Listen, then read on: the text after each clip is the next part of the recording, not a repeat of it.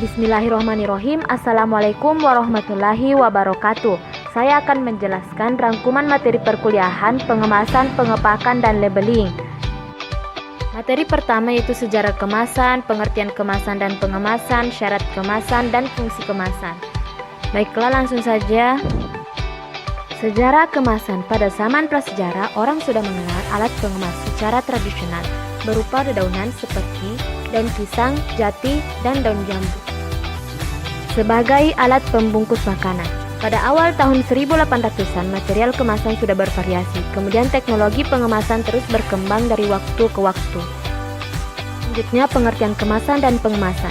Kemasan adalah wadah atau pembungkus, sedangkan pengemasan adalah kegiatan merancang dan memproduksi wadah atau bungkus sebagai sebuah produk. Selanjutnya, syarat kemasan. Yang pertama, melindungi produk dari kotoran dan kontaminasi. Kedua, melindungi produk dari kerusakan mekanis cahaya, suhu, gas, dan perubahan kadar air. Ketiga, efisien, ekonomis, mudah dibuka dan diangkut. Keempat, memiliki ukuran, bentuk, dan bobot sesuai standar, mudah dibuang dan dicetak. Kelima, ada identitas, informasi, dan tampilan menarik. Selanjutnya, fungsi kemasan. Yang pertama, mewadahi produk selama distribusi dari produsen hingga ke konsumen. Kedua, melindungi dan mengawetkan produk. Ketiga, sebagai identitas produk. Keempat, meningkatkan efisiensi. Kelima, melindungi dari pengaruh buruk dari luar dan dari produk di dalamnya. Keenam, menambah daya tarik calon pembeli. Ketujuh, sarana informasi dan iklan. Selanjutnya yaitu materi kedua, klasifikasi kemasan. Yang pertama, frekuensi pemakaian. Terdiri dari kemasan sekali pakai atau disposable, kemudian kemasan yang dapat dipakai berulang kali atau multi-trip, kemudian kemasan yang dikembalikan kepada konsumen atau semi-disposable.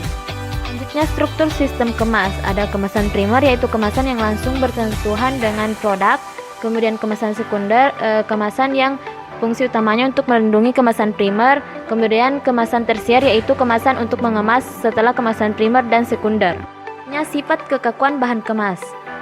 Yang pertama, kemasan fleksibel, kedua kemasan kaku, ketiga kemasan semi kaku atau semi fleksibel.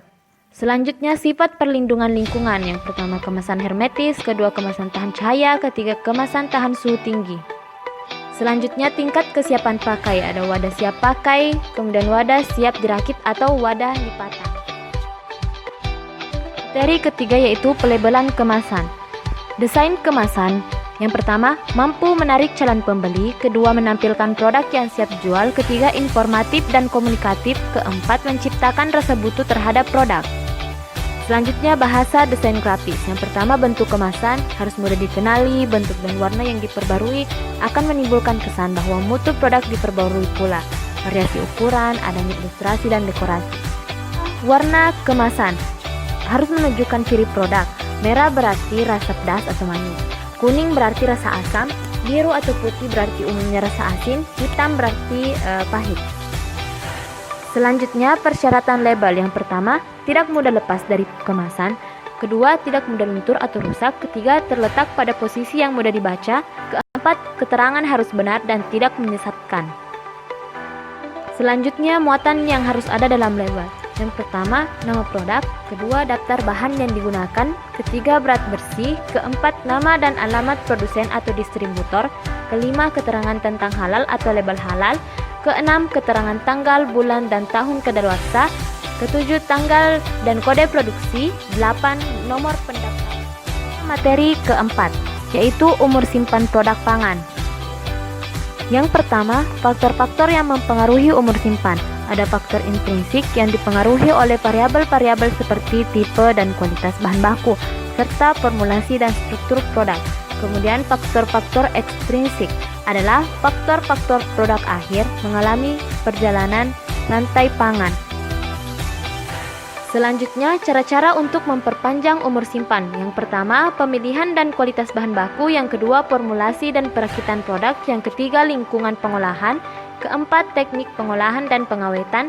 Kelima, pengemasan. Keenam, penyimpanan dan distribusi. Ketujuh, penanganan oleh pengguna. Selanjutnya, materi kelima yaitu pendugaan masa kadaluarsa. Terdiri dari metode pendugaan umur simpan. Yang pertama, metode IIS atau Extended Storage Studies adalah sistem penentuan umur simpan secara konvensional membutuhkan waktu yang lama. Yang kedua, metode ASLT atau Accelerated Shelf Life Test Selanjutnya materi keenam yaitu peralatan pengemasan pangan. Yang pertama, jenis peralatan pengemas makanan berbentuk padat tipis. Contohnya hand sealer dan mesin continuous bend sealer.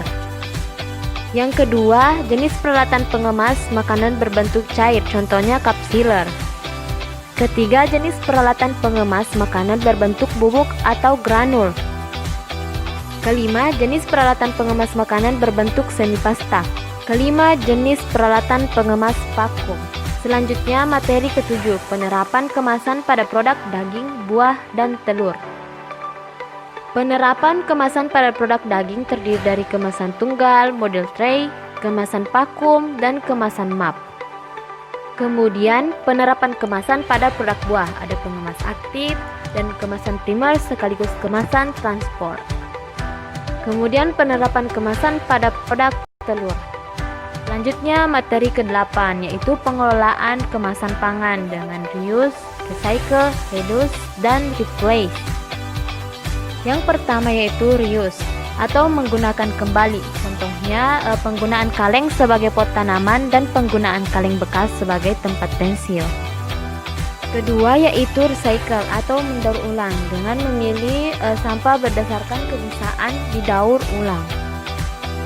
Yang ketiga, reduce atau mengurangi. Contohnya ketika berbelanja sebaiknya membawa tas belanja sendiri sehingga tidak perlu lagi menggunakan kantong plastik. Keempat yaitu replace atau mengganti.